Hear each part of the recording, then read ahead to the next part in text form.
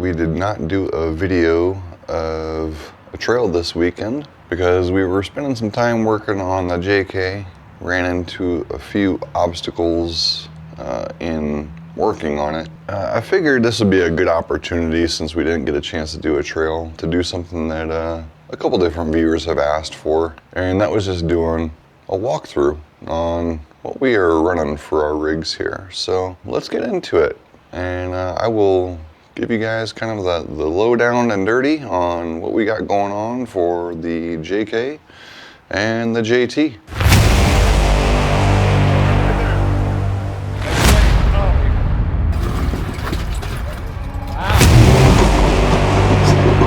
Turn driver, yeah. Hella light. Yeah, it's hella light. Comes forward slowly.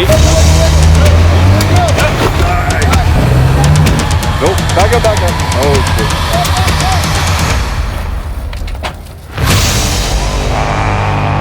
Passenger if you can.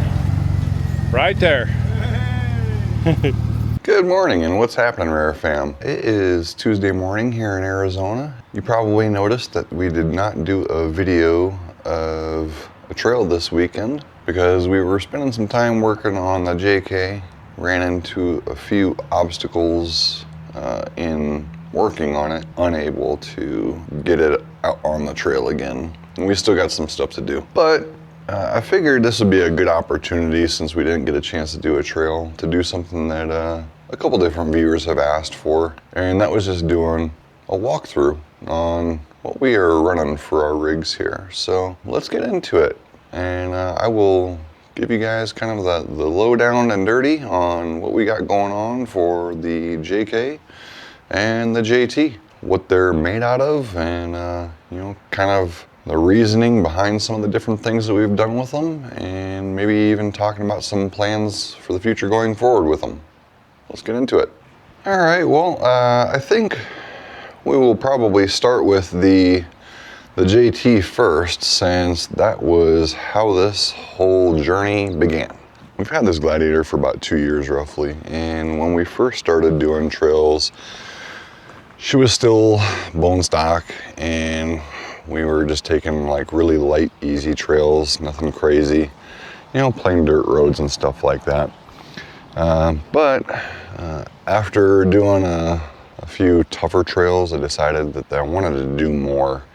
So let's kind of talk about what we've done with it and the whys behind it. So the very first thing that we did to the Gladiator was the front and rear bumper and these fenders. So I was a bit of a rough country fanboy in the beginning because, you know, affordable stuff, and I liked some of their stuff quite a bit. So I went with rough country for a lot on this Gladiator, actually, and I'm not upset about it. I know there's a lot of haters out there that are like, oh, rough country is garbage, or whatever, but I've honestly not really had any issues. Started with this front bumper, and then their 12K, or no, 13K, I believe it is.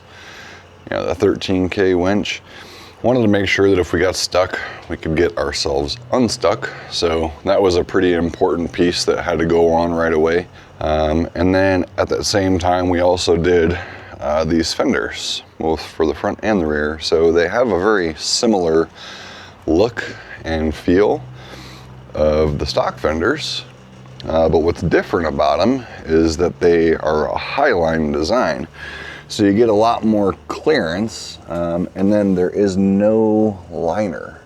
So you can fully tuck that wheel up, and it's not gonna rub into anything, fender-wise at least. So, and then we did the inner fender liners to pair with them as well. Those are also rough country. There was a little plate that came here, but I took the little plates out because it was rubbing right here on the shock tower, or on the spring tower, and making some really annoying noises. So I just took that little cover plate off. It was just cosmetic mostly. I mean, yeah, it covers up some of this stuff right here, whatever, but it's a Jeep, it's weatherproof for the most part. I don't think it should be an issue. So I've really liked these fenders. I get a lot of people ask me about them. They're like, oh, what fenders are those? Because they can tell that they're not the stock ones. You know, as soon as I tell people, oh, they're rough country, they're like, oh, it's freaking garbage, but I really like them. I mean, they're just as sturdy as the stock ones. They got a nice amount of give to them, so if you rub up against something, you know, they'll deform a little bit without bending everything and ruining things, and you get a lot of extra clearance. So I really liked them. We did the same thing here in the rear, same ones, and you know, here's an example of what I was just mentioning. You know, we put this thing into the side of a wall a couple times, you know, and it messed up the plastic a little bit, but the same thing would have happened with the factory fenders regardless. But you know, we get the extra clearance and we're not destroying things. So, and these are relatively inexpensive if I ever did have to replace them. For the inner fenders here in the rear, we just went with some Amazon ones, maybe Hook Road. I think that might be Hook Road. But I thought it was kind of cool, the little gladiator design or whatever, and then since 1941, I thought that was cool. They had several different designs. I just like the design of this one. So went with that one. But those were the first things that we did, was that front and rear bumper, and these fenders. Of course, the rear bumper is matching to the front, still that same tubular style. I really liked this bumper quite a bit, as well as the front. I like the tubular because it matches a lot of the stuff on the Jeep that's already kind of tubular. Like the factory rock rails in the back are kind of tubular. When we still had the stock rock rails, they're sort of tubular, so it kind of just went together with the whole look. We did have an issue with this bumper, and it wasn't the bumper's fault, but we got some pretty major crush action going on here. We took this thing out to Judgment Day, which probably shouldn't have done, but we ended up backing into a rock pretty hard and pushed this bumper all the way up into the quarter panel there. Had some damage. You can see the line where it had pushed all the way up into. But we hooked it up to a winch and kind of pulled and tugged on it, straightened it out a little bit just to get it off the body. And then to put that bumper on, I had to cut these little rails here so that they didn't bash into the bumper, but we still have the stock rails there on both sides, just trimmed them up a little bit. That was the very beginning. We did quite a few trails just in that configuration with the bumpers and the winch and the fenders, and then we did wheels and tires next, which they're not even on here anymore. But we did some 35s. We've already stepped up to 37s since then, but we did 35s on here. Got a lot better clearance with those, probably another inch or so of clearance just from stepping up a couple inches in the tire size. But even that didn't really feel like it was quite enough. So eventually we moved up to a lift kit. Now I will say, like I mentioned before, in the beginning, I was a little bit of a rough country fanboy, and that is what we went with for our lift. We did do the rough country 6-inch lift kit on it. You know, it was an all-inclusive kit. It came with a new drive shaft, which is something that a lot of other companies do not come with for their lifts for the price. So I was really happy about that we got the lift kit complete.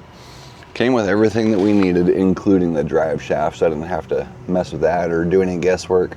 But I really haven't had any issues with this lift kit. A few of the things that people always point out about this lift kit, saying that it's garbage, is these brackets right here.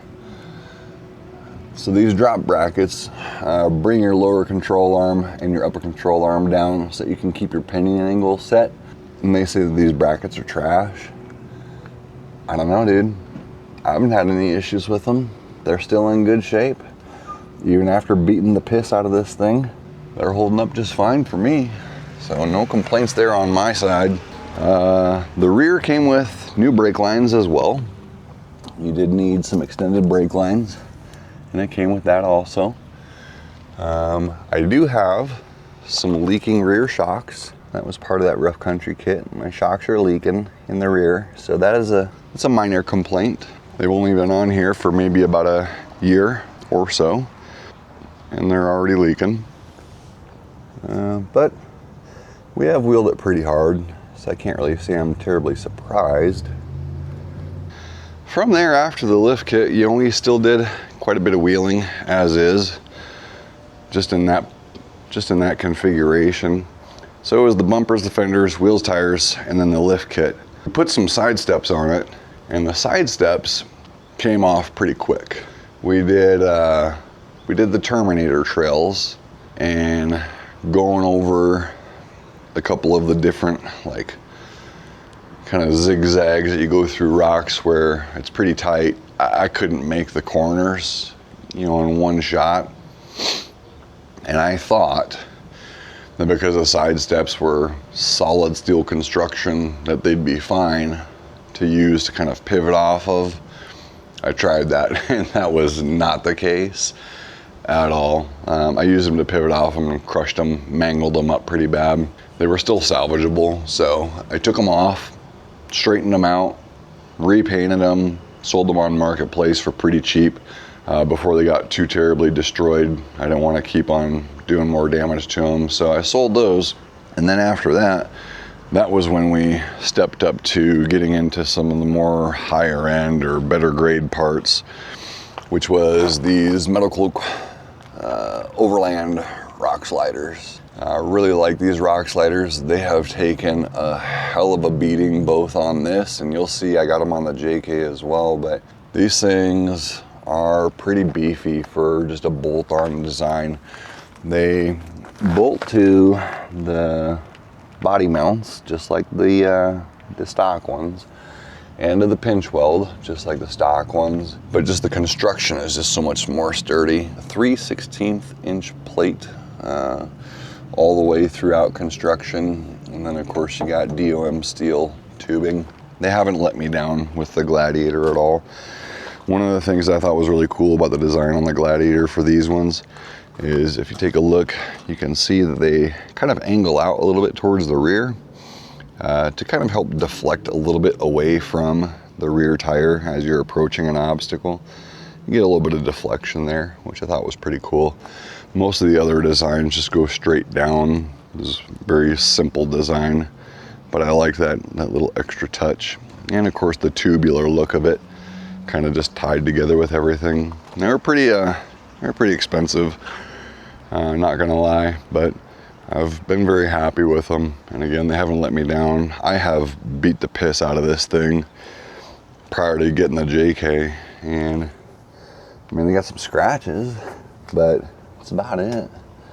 You know, they're in pretty good shape. They've stood up to the test of time and the abuse that I've thrown at them. Up next from there, we did do some stuff underneath.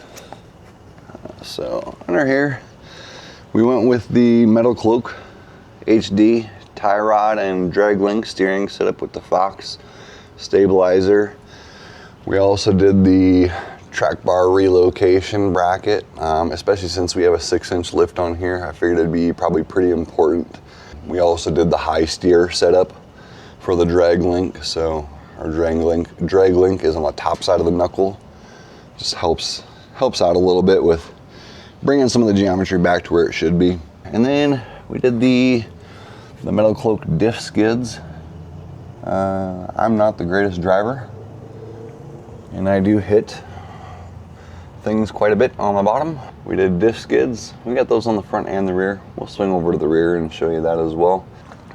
Stuff that we got going on in the rear, you already saw it, but kind of highlight it. But we got the Metal Cloak sway bar link reinforcement bracket. So if you know anything about the Gladiators, one of the most common failure points in these things when you start to wheel really hard is this right here, your stock sway bar link bracket. It is very small, very thin metal. I don't know if you can get a good look there, but very small, very thin metal. And what tends to happen is with hard wheeling, the bolt here just starts to wallow out that really thin metal, and eventually this thing is just jiggling and flopping around all over the place. So we went ahead and avoided that problem altogether by installing the Metal Cloak sway bar link reinforcement bracket before we had that problem. 3/16 inch steel on this thing as well, although I don't know, it looks a little bit thicker than that to me. It looks almost like it's a quarter maybe. I think it was listed as 3/16, I'm not sure, but it's pretty thick and beefy, bolts directly to the frame. and then through here, and I don't think you're gonna wallow that thing out. They do mention that this product can be used either to just reinforce it so you don't run into the issue, or if you do have the issue already occurring where this thing is all loose and wallowed out, you can use this to basically remedy that problem, and then this just becomes your new mounting point. So we got to it before it was a problem, so hopefully we never have that issue. And then in the rear, we also did the metal cloak diff skids down here as well. Try to get it under here a little bit better. Got the metal cloak diff skid in the rear as well. Again, you know, we use these things, so we get some damage. You know, we're taking some hits, but it's withstanding the abuse, so I've got no complaints there. You know, common thing that people say is diff skids are pointless because when you lose some of your clearance, that's true. You do lose a little bit of clearance by adding those, but I think I'd rather destroy that than destroy my diff, so I've been happy with it. Probably next up for the Gladiator, the next thing that we're gonna need to do is the rear drive shaft. We're still on the stock rear drive shaft. Our lift kit only came with the front, did not come with a replacement for the rear, but we need a replacement rear drive shaft because this thing is getting pretty beat up. Next up we got lighting. So we just went on Amazon for these. Got the little ox beam. I think they're a 4-inch round design amber lights. I really like the amber lights. They cut down on the visibility issues with dust on night trails. So I really like the amber beams. I went with duals on both sides. That way I can have one that's front facing and then one that's a little bit pointed out. And I can always aim them further out if I want to, but kind of act sort of as ditch lights almost at the same time. I really like that. And then the front bumper, you already saw the front bumper, but it did come with the light bar and the light pods on either side. So I didn't have to purchase those separately. It was included in the bumper, which I thought was a pretty nice touch. One thing that we changed for the winch, we got rid of the hook and just did a soft shackle. Obviously it's much safer, less steel involved in recovery operations, so I figure that's pretty important. And then we did not have the HID lights upgrade package with our Jeep. We still had the regular like incandescent bulbs, so we did go with some LED lights. Little Amazon dealies, but I like them. They're plenty bright, no issues with that. I really like them a lot. A little stubby antenna. I don't like that thing flopping around hitting trees everywhere we go. Little window visors here so I can leave the windows cracked, still get some air, you know, simple stuff, Amazon type stuff. This bad boy, this thing was a labor of love of internet searching. This is the Lightner Designs, I believe it's called ARS system, I think. But it's a fully modular bed rack system, and you can add and remove all the pieces as you want separately, but it all goes together specifically with Lightner products. It was extremely pricey from their website, but through a ton of marketplace research, I was able to find all of the pieces that I needed to put this whole entire Lightner setup together for probably about 800 bucks.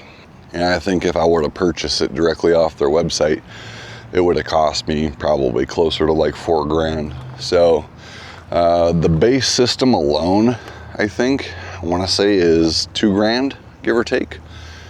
But it's all aluminum construction, aluminum bars across the top, aluminum crossbars as well. I do have a couple more of these crossbars, but I don't really see any need to put them on, but I do have 2 extra ones that came with the kit from the guy that I bought it from. So if I wanted to put 4 bars up there, I could. Well, again, I don't really know why I would need to do that, but I have camped in the back of this, just, you know, using the roof rack and a tarp over the top as a tent. It actually camped really well. So I was perfectly happy with it. So that might maybe be a reason to put those extra bars over there just for extra support for like a tarp or whatever. But then we got waterproof sealed storage. All right, so our storage pods here, this left side one is their older design, so it doesn't have automatic opening and closing shock. So you have to use two hands or your head or something, put that shock in there. It's not a suspension shock. But then they come with these little pouches that are like a perfect fit. And you can put all your gear in there and organize it. I got extra pouches for the other side as well. And then right here is a water tank. So this thing holds, I think, like 4.5 gallons of water. And you can just unscrew this little dealio here. You can pull it out and you can pump it and give pressure, which is really nice. I use that on trail, like if we're camping or whatever, to like wash my hands, wash dishes, stuff like that. I don't use it for potable water. I just use it for cleaning things. I suppose you could probably get away with potable water if you maybe drop like some purifying tabs in there or something, but I don't do that. Means that it's black means that when it's out in the sun, it's absorbing some heat and warming up that water for you. So if you did, in a pinch, need to take a shower, you could use it for that, since you can add pressure with that pump. And then it also came with this little hose here, and any old garden spigot style nozzle will work on it. And then of course we got the Rotopax water. This is my potable water, and then gas. In the back here, this was another DIY project, but that right there, little homemade dealio that I did for my Badlands off-road jack that I got from Harbor Freight. And I just went and got some C-channel from Lowe's and a little steel strap and a couple screws with some knobs, and I can put my jack right there and it's not flying all over in the back of the Jeep. So that's pretty cool. And then here we got some aftermarket tail lights, thanks to Sunflower Mine Trail. We had a tree rip one of them off, so we went and bought a little aftermarket set off of Amazon, slapped those bad boys on there. These are not as bright as the factory ones because they're smoked, but they get the job done. It is what it is. And then on this side, we got the other part of our Lightner storage system. Again, with a couple of the bags. I think I actually have another one of these bags somewhere. I can't even find it, but I'm pretty sure I have another one of these somewhere. But I use this extra storage space for like my regular toolbox, my air compressor, like all the other stuff that I bring along with me. We'll all usually just go in here, like my toe straps and everything. I'll throw it all in here. It's not in here right now because I haven't been using this nearly as much for the more rough trails as I do the JK, but this Lightner setup is really nice. Everything is waterproof. It's got these nice seals all the way around, nice rubber seals. So, you know, I can wash this thing to my heart's content with a pressure washer and I have no issues with it. Latching, locking mechanisms, so I can, you know, go to the mall with it if I need to pick stuff up or whatever, and it's nice and safe. And then right here, some more rough country stuff for you, and everybody's favorite, but it's mounted a little funny. What this is, my own little version of onboard air. A little rough country twin air compressor, similar to the ARB, only way cheaper. And I just hard mounted it to the inside of that Lightner mounting plate. And then I ran wire to it through the channels. I don't know if you can see very good, but there is wire coming through the channels there, going into the air compressor. And of course that's wired up to the front. So I have power and I can air up, run small tools, blow things off with a little air duster thing if I have to. That is the outside. Let's see what's on the inside. So in here, really nothing too much. Got my little camera holder here. That's for the gimbal camera. So when you're seeing my face driving down the road, the camera is mounted in here.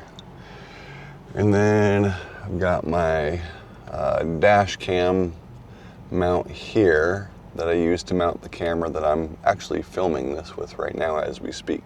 Got my lighting control. Got this from a local vendor called Cavalier Lighting. They're out here in Arizona. Got their own spin, their own version of things. Very similar to a lot of the Amazon stuff, but pretty nice stuff. I haven't had no issues with it. I really like it. And then that's mounted to a smart clip mounting base for a cell phone holder. The little screw holes here is where I did have my cell phone holder mounted recently. But with the desert heat and the sun, I have relocated that holder down here for now. It'll go back up here on this mount once it cools down and the sun's a little bit less intense. Little grab straps, you know, I think everybody's got these, nothing special or fancy there. I do have, 24/7 recording dash cam rear view mirror, but it's not hooked up right now. I had a dead battery, so I was trying to disconnect everything as possible from the battery to try to preserve it until I replaced it. I have replaced it already. I was taking everything off. I have the little sunshade here, but I've only taken the top off of this thing like once or twice, and that was back in the day when the baby was still going wheeling with me on trails. You see, we got the baby seat back there. She used to go wheeling with me on trails, and then Mama saw the videos and she's like, don't you ever bring that baby out there ever again? And I was like, okay. So, but I've only ever taken the top off of this Jeep like a couple times, and the baby did not like that at all. So I could probably take that sunshade down. It's not doing anything back there anymore. And then for tunes, it's a mess back here. I kind of just live in my Jeeps, so, you know, pardon the mess. But for tunes, we got the little kicker dual 12-inch down-firing sub box. It does stick out a little bit, but I've sat back here and it doesn't really get in my way or bother me any. To power the sub, we got this little kicker amp back there. And good old power steering fluid, which I've never needed, but I keep it with me just in case, because I've seen a lot of people do need it. So it stays in there. That's pretty much a full overview, I think, of the Gladiator. I don't think we have anything else done to it that we didn't cover. There's not really a whole lot of work done to this thing. Really the rock sliders and the lift are really kind of the main event for things that I have done to this, which is not really a whole lot. But it gets the job done. She's gotten me through plenty of rough trails. All right, so I had to move inside because it is so damn hot that it is basically melting my camera and it keeps shutting itself off. The JK has gone through quite a few changes. Post a couple pictures here of what this thing looked like when we very first bought it. We bought it off a marketplace in an effort to try to preserve the Gladiator from getting utterly destroyed doing the stuff that we were wanting to do. So we bought this thing off a marketplace in virtually flawless condition. And it is not flawless anymore because we're using it for exactly what we wanted to do with it, which is beating the brakes off of it rock crawling. So going through some of the basics, some of the most obvious things you'll see right up front is we took the top off. Did this little homemade doohickey here. I just used some ratchet straps with a brace and some eyelets to the ceiling joists. We'll lift the top off of there. And then we got like one of your little Amazon style sunshades here. One of the things I did differently for mine was I actually have two sunshades installed at the same time. So this is the full length one that goes all the way to the back, from the front all the way to the back. But then in the front, I have a second layer installed. This gives not only extra shade, but it also gives me a nice little place to put stuff. So you can see that lump over there above the driver's side. Those are soft shackles and my winch controller in there. So it's a nice little pocket just to hold stuff. Of course, little straps that everybody has. Nothing special or crazy going on there. Got the Best Stop vinyl, I think they're vinyl doors, half doors. And I do have the little windows that go with them too. I think that they do a pretty good job just deflecting enough wind as is, just using just the bottom half. If I ever wanted to throw the windows back on there, I can. One complaint that I have about the windows is they're extremely difficult to open and close because of the zippers on them. I'll grab one of them and show you. They're up here. They're pretty nice windows, and they just slide. Well, it's the wrong side, it's the other side, but they just slide right in using these little pegs right here, and then it velcros right there to the velcro that you see along the top edge of there, so it gives it a weather resistant seal. I wouldn't say weatherproof.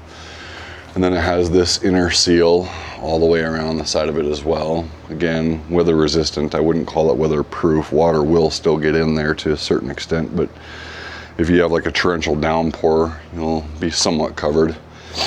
The windows themselves are fine. I don't have an issue with the windows. The issue that I have, and the reason why I don't use them, is because the zipper. They are a pain in the butt to operate, especially if you're rolling down the road. If you're parked, just sitting here like I am right now, no problem. I can focus all my attention on this and get it open or closed. But if you're going down the road and you decide that you want to open or close those, it requires a fair amount of attention, especially as you start getting closer towards the end and this thing is like flopping around. I would have much preferred a design where, you know, it could be zipper if I want full closure, and if I don't want full closure, maybe just like some Velcro hooks to hook to the top or something, just to hold it like semi-closed, and then I can kind of just like flop it down if I want to. Maybe that'll be something I'll add to it. I don't know. But lately I've just been running completely without them, so it doesn't really matter. Moving along, taking the doors off. Gotta have some mirrors so you can see where the hell you're going. Just some little Amazon doohickeys there. Nothing special or fancy. I think they're like $25, $30, no big deal. But I like them, they're cheap and easy. My dirty vehicle, you know, don't make fun of me, I guess, whatever. Or make fun of me, I don't care.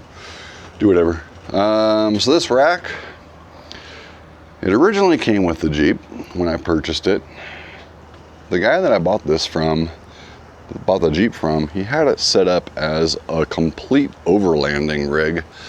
He had a full rooftop tent on it, an awning, a big rack system on the top. He had a rack over the rear tire carrier. He had this inside, all kinds of overlanding stuff. I was like, dude, I'm gonna rock crawl this thing. I don't need any of that stuff. You can take all of it off and see if you can get some of your money out of individual part sales. So he took all of the stuff off, including this rack.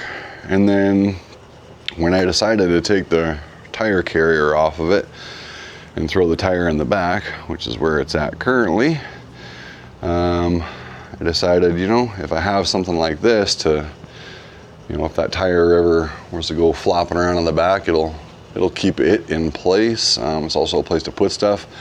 I use these straps right here so that whenever we're on trail, I can take these doors off and I just slap them right up under there, under those straps. These things pop off real easy. One hand can do it, right? I can just do that.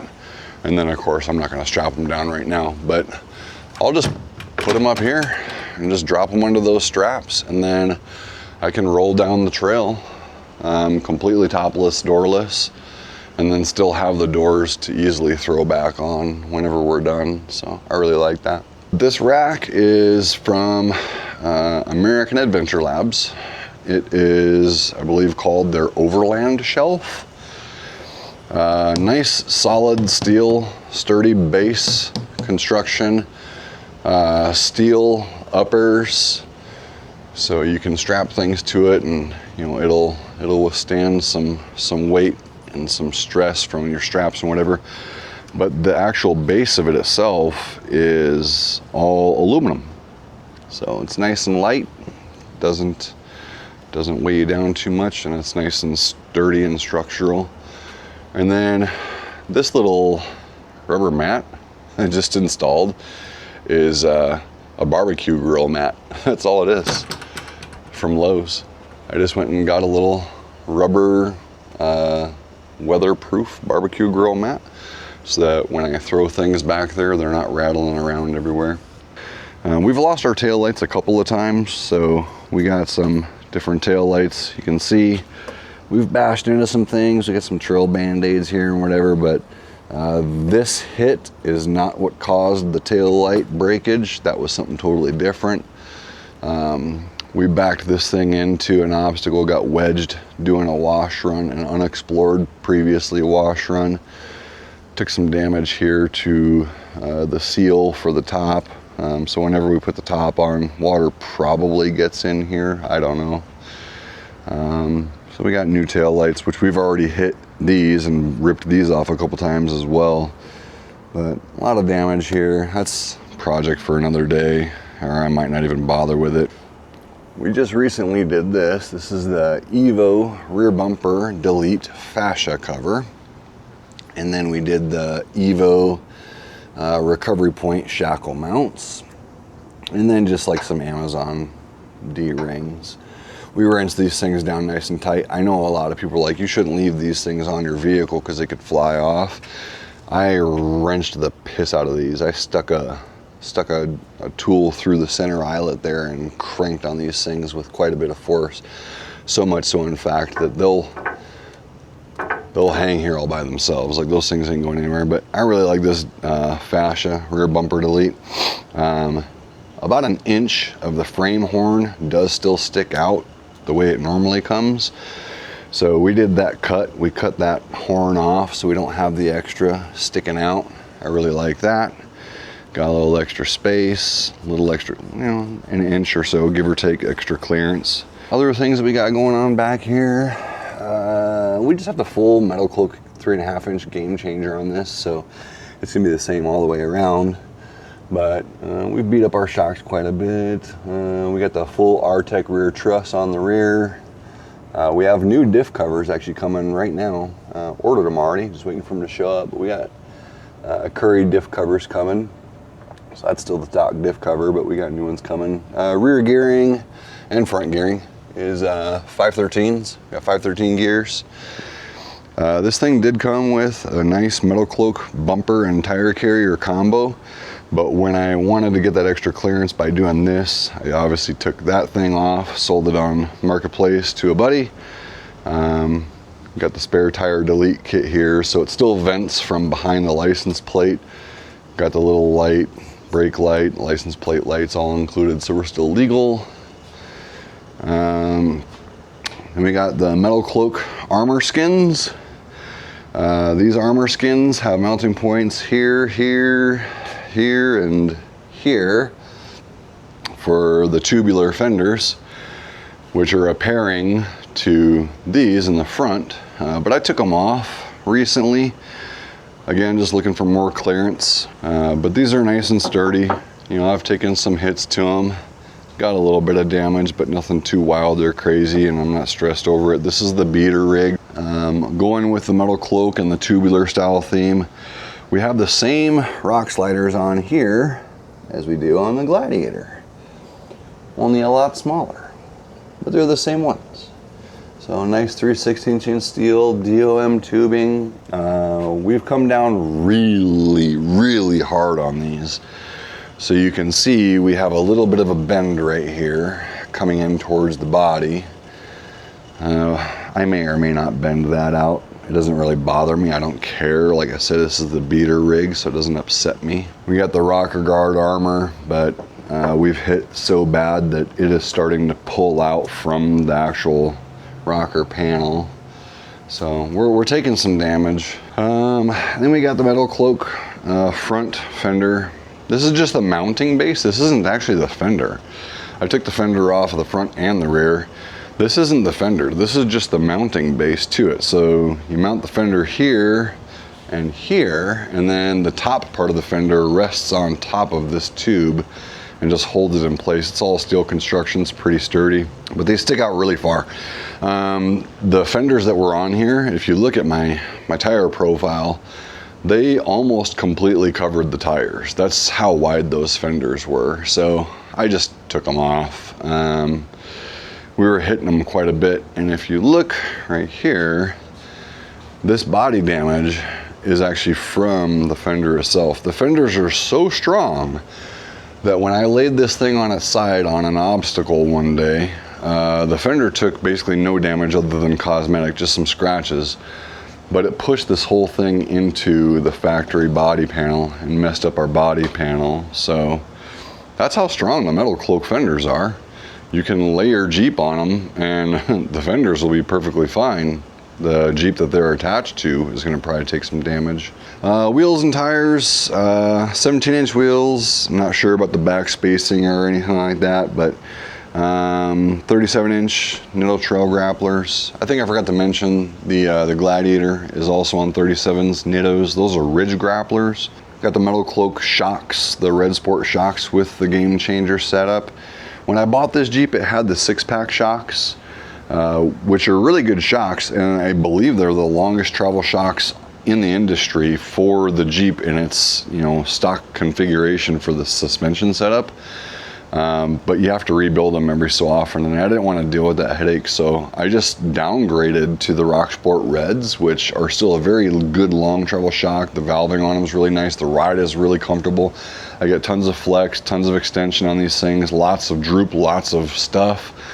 I enjoy these shocks quite a bit, and they're cheap. I don't have to rebuild them. I just buy new ones if they ever go bad, but I haven't had any issues with them other than the damage that I've caused to the physical outside of the bodies. Got the Apex Auto Links sway bar disconnect system. These are pretty cool. I just picked these up off of a buddy here recently, but you literally just flip this knob, boom, sway bar disconnected.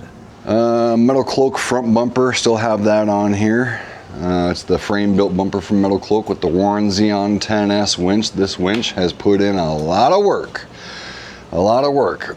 Initially, it was putting in a lot of work winching Greg out of stuff. But lately, Greg's driving skill is improving at a faster rate than my driving skill. So lately, it's been winching me out of stuff and not him.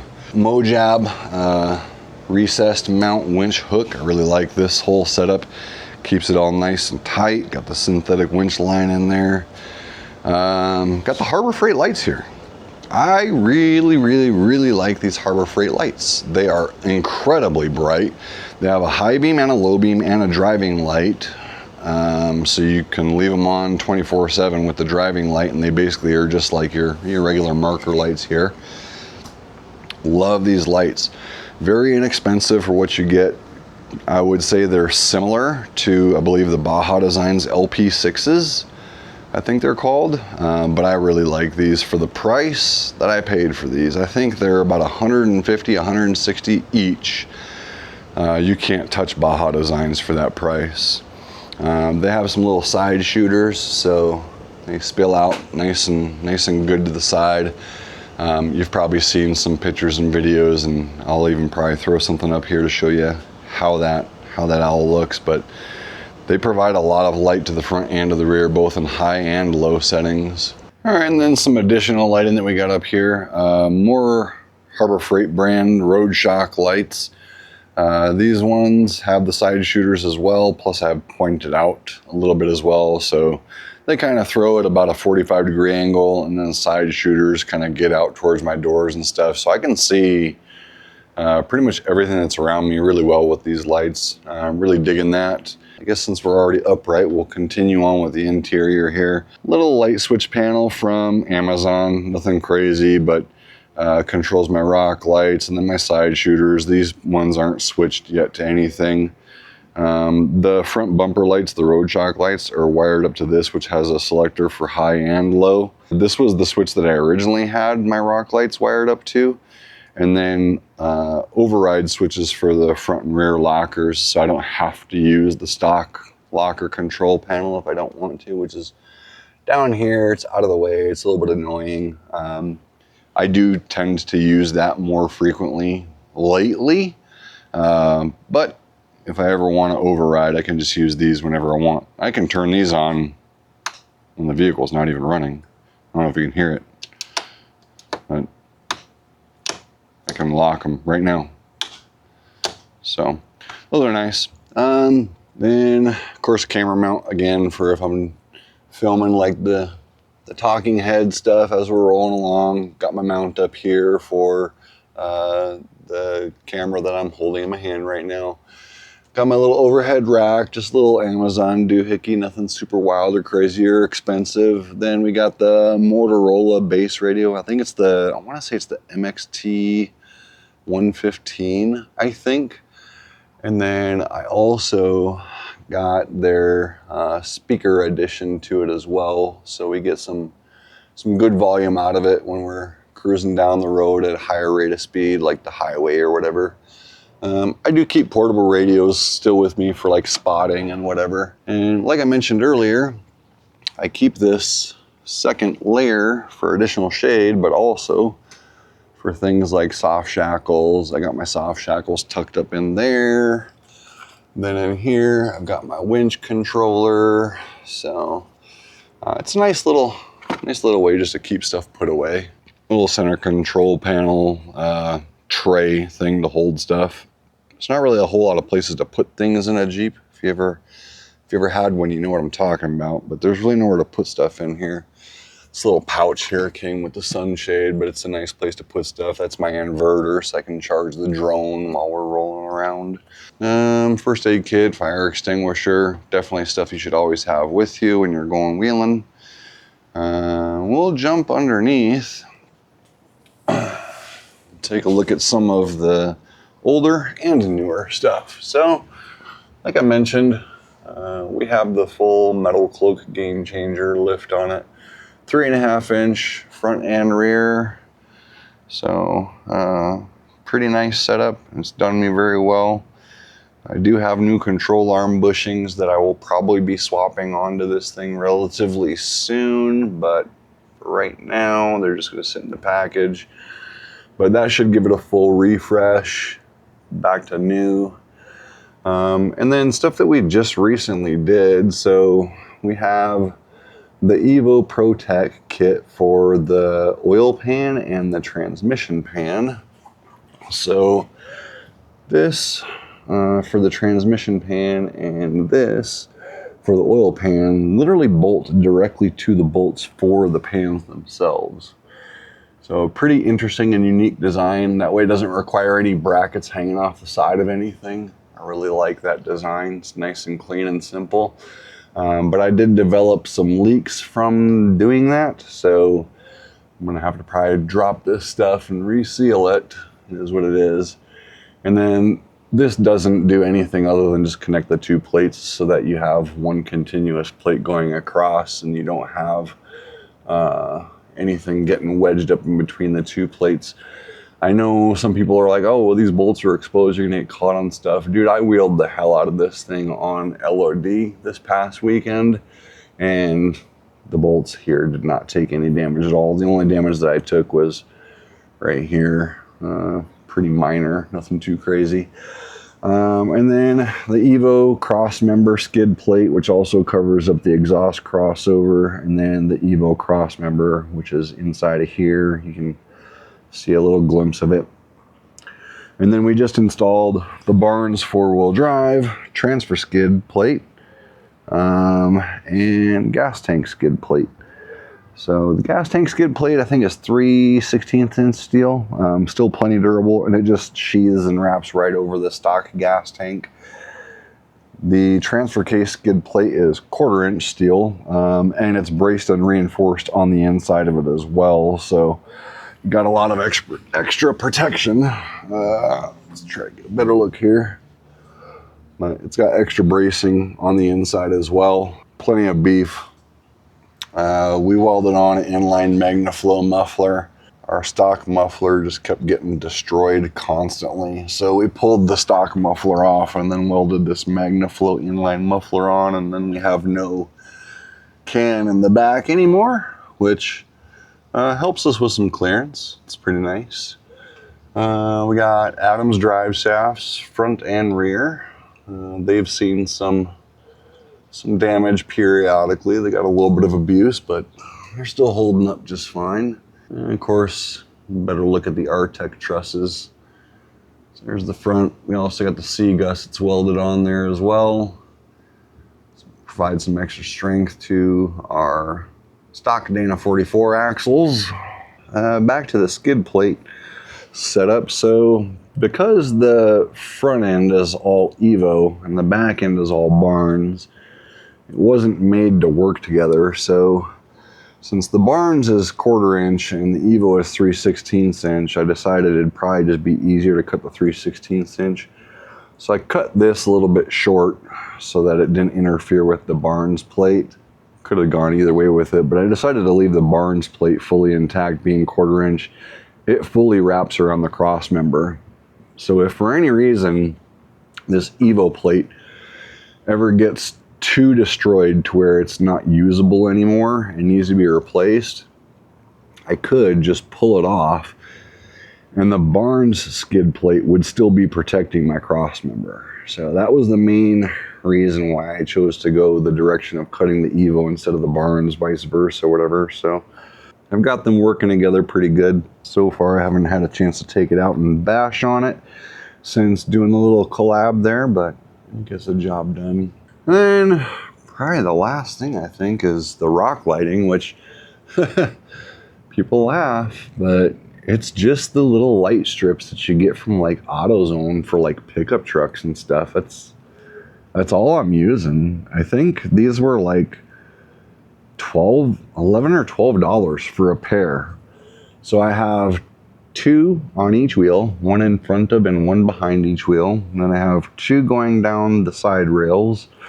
And then in the rear, same again, 1 in front and 1 behind the wheel in the rear. So very inexpensive rock lighting setup that gives me plenty of light. Plenty of light. So yeah, that's the JK pretty much in a nutshell as far as modifications go. For the back, we got our tires back here, our air compressor, hoses, straps, all that stuff. Nothing wild or crazy. Those are the rigs that you see in action in these videos. I'm pretty happy with both builds. Future plans, maybe? I don't know. We could maybe sit down and talk a little bit about future plans, I suppose. So what's in plan for the future? I'm actually really happy with the JK the way that it's currently set up. It's doing really well for me. I am still very much so in a phase of learning wheeling in general. I'm still pretty new to the whole rock crawling thing. I've only been doing it for about a year. I've done a lot of off-roading ever since I was a kid. Since I was about 15, 16 years old, I got my first vehicle, which was a Jeep. So I've off-roaded my whole life, basically, but rock crawling only for about a year. And that's pretty much what my main focus is now, is rock crawling. And I still got a lot to learn. So with the current setup, I'm pretty happy with it. It's getting the job done. I'm clearing a lot of really amazing obstacles, I feel, for the way that it's currently built out and for my current skill progression level. I'm sure that the vehicle is far more capable than I'm comfortable in pushing it, but a lot of that is just to do with me and not really, fully knowing or understanding yet, but still working on it. Some things that I do ultimately want to get into when it comes to the JK. I would like to do a stretch on it, get the wheelbase extended out a little bit more. I'm looking at a couple different options. I might maybe start a project next summer when it's too hot to go wheeling, with the top and doors off. I may start the stretch then during the summer. A couple different options I'm considering. Just a rear only stretch, which depending on who you go with can get you anywhere from I think stretch kits range between 4 inches up to maybe 10.5 inches I've seen for the rear. And then I've also seen another kit that's a front and a rear stretch, which gets you almost 15, I think it's about 15 inches of stretch overall combined. So right now we're sitting at 94.6 or 95.4 inches, I think, whatever the stock wheelbase is. We're still a stock wheelbase. So if we were to go up 15 inches, we'd be around like 109, 110. Other things, you know, a lot of people are like, you should go tons, go tons, go tons. I do want to go tons eventually, not gonna lie. It'd be nice to have the peace of mind knowing that my axles are stronger. But tons are a very big deal. Not only is it expensive to get into them, I mean, you're looking at probably around 10 grand or so if you do it yourself. And then if you pay somebody else to do it, probably somewhere to the tune of, you know, 16 to 20 grand to pay somebody else to go tons. But then just the general upkeep, because everything's going to be more expensive from that point forward. If something does break, you're looking at, you know, custom configurations. It's not going to all just be drop-in off-the-shelf stuff. Like, you're going to have to be very deliberate about the things that you buy, because it may or may not work with your setup depending on what axles you go with for your ton swap. You know, how you have your steering set up and everything. The suspension setup's going to change. Like, a lot changes when you go with tons. So we're probably going to delay the swap to tons for as long as we can, just because it is a very big jump and a very big change. I wouldn't mind going the stretch still on 44s and then doing the tons later, because, you know, I mean, if I have to cut and weld things to my 44s, it's not the end of the world. I can do that. And then when it comes to tons, you just do all new brackets and everything specific to your ton swap. So it's not like you're really undoing anything at that point. So I may do the stretch first, rock around on the 44s until we can't do it no more, and just enjoy the wheelbase length. The other big thing is, a lot of people talk about going 40s, 42s, 43s. We're still sitting on 37s. I don't think that I have a problem with 37s. The 37s have gotten me into more trouble than I know what to do with. I think having an even bigger tire is just going to make that worse for my current situation, just not being the best wheeler, etc. So, you know, we'll stick with the 37s as long as we can, but 40s might maybe come around in the future, possibly. I don't really have a whole lot of other plans for the JK. I would love to, you know, do a back half on it, start tubing it. We're just destroying the body anyways. Each and every time we go out, we're hitting stuff. So eventually it's going to come to a point where it's going to just need to be tubed, probably, but, you know, whatever. It's fine the way that it is for now, but I would like to tube it. And then, of course, I need a cage, a real cage. The stock roll bar is just not going to cut it once we get to a certain point. We've rolled it one time, but we took 0 body damage. We took 0 roll bar damage. It wasn't a bad roll at all. It was like really, really slow, really light roll. So it was no problem, but we do need to get a real roll cage eventually as things kind of step up in the game. And then talking about the future for the Gladiator, probably gonna go a very different direction with the Gladiator. Probably going to replace the suspension on it. Not because I have problems with the rough country lift kit. You know, a lot of people will say that that's the reason why it's garbage or whatever. But again, that lift has not let me down. Like, it's gotten me through plenty. It's taken all the abuse I've thrown it at. I have 2 leaking rear shocks. That's the only thing wrong with the lift after a year of wheeling it. But the real reason why I'm thinking about changing the suspension on it is because I'm thinking about lowering it back down to something more conservative, maybe like a 2.5-inch lift, because we don't wheel the Gladiator nearly as hard as we wheel the JK anymore. So there's just no need for all that extra ground clearance. It is now kind of like our light trail vehicle. We use it for like the scenic routes and stuff like that, where we don't need a ton of ground clearance. So I'll probably lower the Gladiator in the somewhat near future, make it a little bit more streetable. Anyways, I hope you enjoyed this little walkthrough. You know, I'm sorry that we didn't get to put a video out of any trails this weekend. The JK is being worked on. We got the skid plates all done. What else did we do? I forget now. It's been so much. I did a bunch of stuff to this thing over this past week. Skid plates, we got new diff covers coming for it. Got the control arm bushings, which we haven't actually done to it yet, but we have them. It's going into the shop tonight or tomorrow for new ball joints. Come to find out that our ball joints are completely borked. I wonder why. totally a joke. I know exactly why. So we'll get new ball joints on that thing, and then we'll probably go wheel it a little bit more, make sure that everything is good to go with the skid plate system, make any adjustments if we need to. From there, it's just going to be more trails and more rocks. But again, this is a video that a couple people had asked for. They wanted to see, you know, a detailed walkthrough on what we got going on with these vehicles. So I hope you enjoyed it, learning a little bit about what these vehicles are made of and where they kind of came from and maybe the future of where they're going. Thanks for sticking with us. Appreciate the suggestion. Keep any other suggestions coming my way. I love, you know, hearing from the community on things that you want to see, things that you want to watch us do, whatever, etc. So keep the comments coming, keep the feedback and suggestions coming. This channel is not for me, it's for you.